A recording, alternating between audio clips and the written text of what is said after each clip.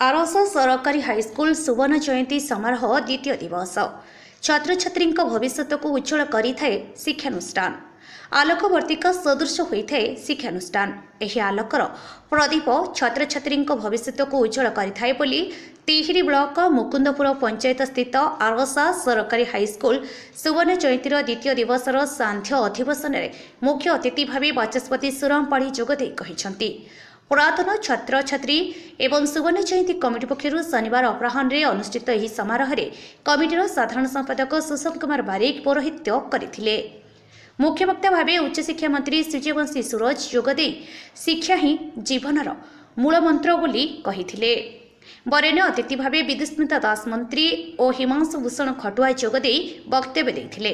पूर्वाह्न अनुष्ठित प्रथम अधिवेशन में स्कूल परिचालना कमिटी सभापति राजेश कुमार भोई पौरोहित्य करथिले। मुख्य अतिथि भाव पूर्वतन एमपी खारबेल स्वाई, बरेण्य अतिथि भाव बीडीओ ज्योतिर्मय कर, अग्नि निर्वापक अधिकारी अनंत प्रसाद बेहेरा, विद्युत उपखंड अधिकारी भागीरथी पंडा प्रमुख जोगदे वक्तव्य देथिले। यही अवसर में प्रत्येक ब्याच में सर्वाधिक नंबर रखिथिबा छात्र छात्री को पुरस्कृत करा जायथिला। स्कूलर छात्री माने स्वागत संगीत परिवेषण करथिले। काजिनी भाई सदस्य सुधांशु शेखर नायक धन्यवाद देथिले। खोर्धार पाइक आखड़ा छात्री मानक नृत्य, बालेश्वर शिल्पी केशु दास और भद्रकर चूड़ामणि दासଙ୍କ चित्र प्रदर्शनी बेस मनमुग्धकर होइथिला। पाइक मानक कमिटी पक्षर संबोधित करा जायथिला। मीडिया संयोजक त्रिलोचन गौतम, ज्योतिर्मय पांडव, सुधांशु नायक, सुरेश महापात्र, क्षमामय पांडव, अजय राउत, गौरहरी महंती, राजेश स्वाई, रतिकांत दास, उमाकांत दास, सुधांशु नायक, हेमंत महंती, धीरेन्द्र साहू, सुमंत कुमार महंती प्रमुख कार्यक्रम परिचालन में सहयोग करथिले।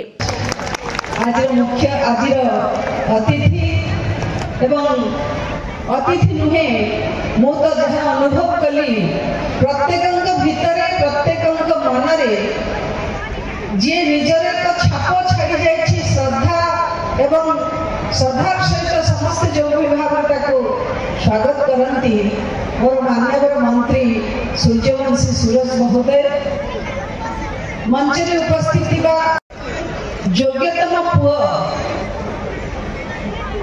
मत लोभ लगे एभली भल पुओटिए प्रति जो मानकर योगदान अवदान रही स्वर्गत भागवत साहू ठारू आरंभ करी केते जे बरपुत्र ए चाटशाली महाद्रुम परिणत करिसंती इतिमध्ये 50 वर्ष अतिक्रांत होईछि।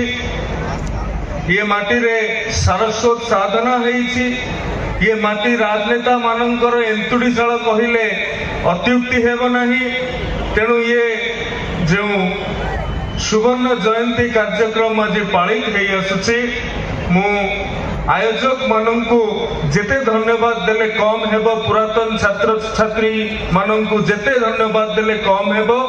एभली एक सुंदर परिवेश मनोज्ञ भाव में आयोजन करिपारि खारबेल स्वाई महोदय, भद्रकर आरक्षी अधीक्षक संबित संपद महोदय मंच तांकु पाई करी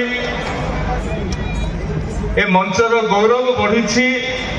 उपस्थित अछंती हिमांशु खटुआ महोदय,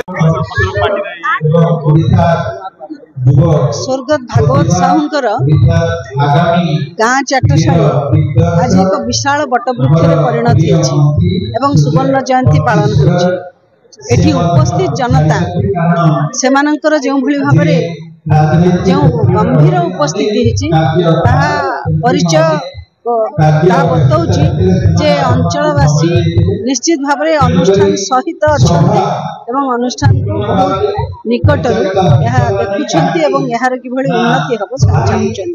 मुझे अवसर में 50 वर्ष पूर्ति कर अनुष्ठान दीर्घायु कामना करने सहित ये अनुष्ठान जो भाव में साहित्यिक राजनेता सांस्कृतिक व्यक्तित्व निर्माण करी आग को दीर्घस्थायी हो एवं नूतन ओडिशार जो नूतन शिक्षा पद्धति आधार में पिला योग्यतम नवीनतम शिक्षा प्रदान कर सहायक हो।